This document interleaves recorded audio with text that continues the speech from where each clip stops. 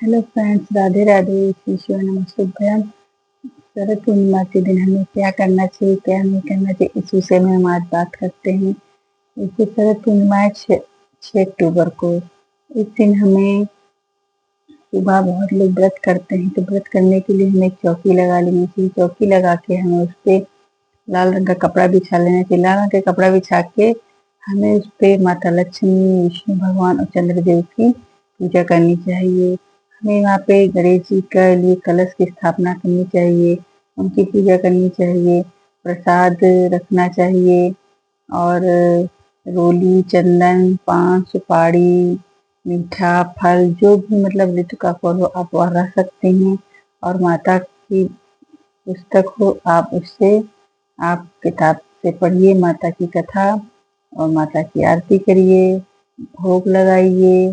पहले तो आप जो है आचमन करिए, शुद्धिकरण कीजिए, फिर चंदन लगाइए, अक्षत चढ़ाइए और माता को और उनको सबको भोग लगाइए। माता लक्ष्मी को आप पान का भोग जरूर लगाएं कि उनको बहुत प्रिय होता है।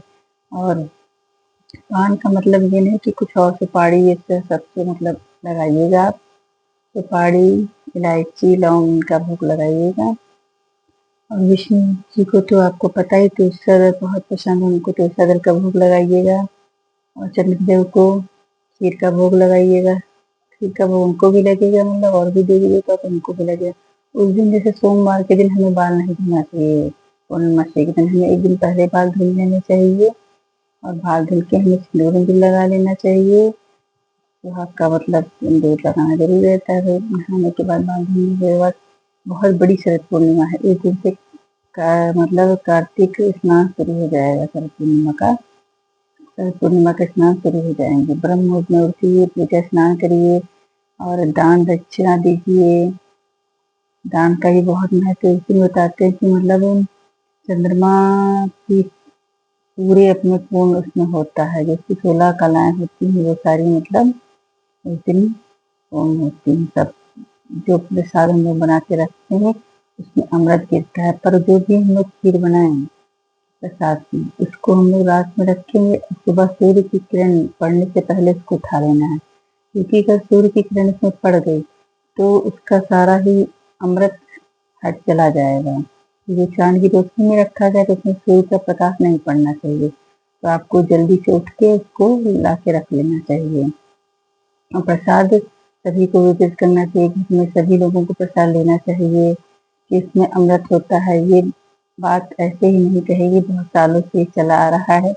बहुत बड़ी पूर्णिमा होती है। इस दिन बहुत से लोग अपने घर में कथा सुनते हैं। इस दिन की कथा सुनने का बहुत ही महत्व होता है। इस दिन मतलब कथा जरूर ही सुननी चाहिए।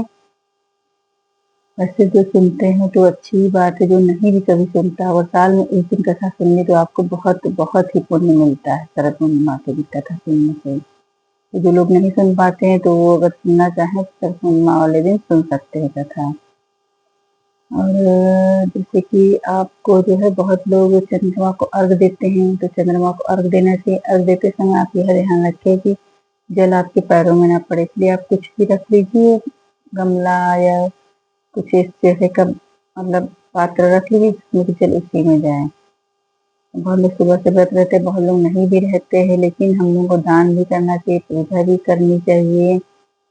ये सब उस दिन का नियम है। शरद पूर्णिमा के दिन, इस दिन के बाद से और लोग दूसरे दिन स्नान मतलब शुरू कर देते हैं। दिन में दीप दान करना चाहिए, चावल का दान करना चाहिए, खीर बनानी चाहिए, फल जो मतलब जिससे मन पड़े उसको इसका दान जरूर अवश्य करना चाहिए। ये सब नियम होते हैं। और बहुत लोग जो व्रत करते हैं उसको माता की चौकी बताया था शुरू में ही। माता की चौकी लगा के मतलब आसन बिछा के सारा सब कुछ पूजा वूजा करनी चाहिए, किताब पढ़नी चाहिए। जो लोग नहीं करते हैं तो कोई बात ही नहीं, पर तुलसी माता को उस दिन दिया, जो लोग जैसे रोज नहीं लगाते, बहुत लोगों के उसमें तो रोज ही पूजा होती, रोज ही दिया मतलब लगाया जाता है तुलसी माता को, सभी देवी देवता को। जो लोग उसे नहीं लगाते हैं तो तुलसी माता को, विष्णु भगवान को, चंद्रदेव को दीप जरूर लगाए, उनका पूजा जरूर करें, उससे आपको 100 गुना फल की प्राप्ति होगी। इसीलिए आपको यह अवश्य करना चाहिए। और नारियल का वो भी लगाना चाहिए, नारियल ठंडा होता है, वो भी मतलब भगवान में प्रसाद में चढ़ता है, इसलिए नारियल का भी लगाना चाहिए। माता को, विष्णु भगवान को, तो ये नहीं अलग अलग लगाना, एक ही लगाना चाहिए, भगवान का नाम लेके उसको वहाँ पे समर्पित कर देना है। अगर आपको हमारी वीडियो अच्छी लगे तो उसको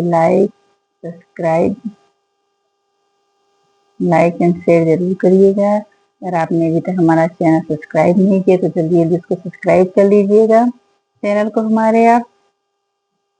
और इसी तरह की अच्छी अच्छी वीडियो देखने के लिए हमारे चैनल में आप बने रहिए। और भी अच्छे अच्छे वीडियो मिलेंगे आपको, उपाय के भी मिलेंगे, करवा चौथ के भी मिलेंगे, सभी मतलब पूजा से संबंधित वीडियो आपको हमारी इस चैनल में मिल जाएंगे। तो आप जरूर देखिएगा, वीडियो पूरा देखिएगा, स्किप बिल्कुल भी मत करिएगा, लाइक कमेंट शेयर जरूर करिएगा। राधे राधे, श्री शिवाय नमस्तुभ्याम, हर हर महादेव।